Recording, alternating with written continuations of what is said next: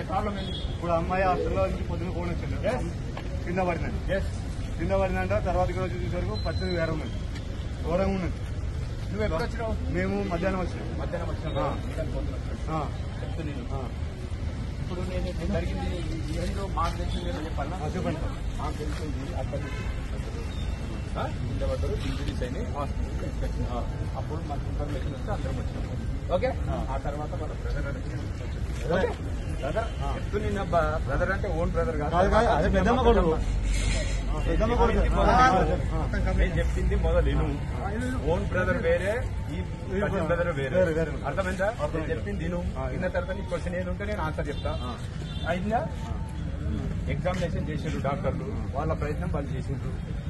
ఏమే CT scan చేసిండ్రు, ఏదో నాకు ఆ టర్మినాలజీ లేదు, అన్ని చేసినారు. ఓకే, కండిషన్ కొంచెం క్రిటికల్ ఉందని చెప్పినారు. నేను ఆ విషయం కూడా మాట్లాడడం జరిగింది. ఏం జరిగింది అనేది ఇప్పుడు మీ యొక్క దరఖాస్తు ఇస్తే దుర్గసేవస్తూ చనిపోయింది. మీరు ఒక దరఖాస్తు ఇచ్చారనుకో, ఆ దరఖాస్తు పైన మేము ఇన్వెస్టిగేషన్ స్టార్ట్ చేస్తాం. ఓకే, ఎట్లయింది, ఏమైంది, దీనికి బాధ్యులు ఎవరు, అది చేస్తాము. అర్థమైందా? అది చేసిన తర్వాత కానీ మొదలే ఇవన్నీ చేస్తే మీరు అనవసరంగా గురుకులాలలో చాలా మంది విద్యార్థులు చనిపోయారు.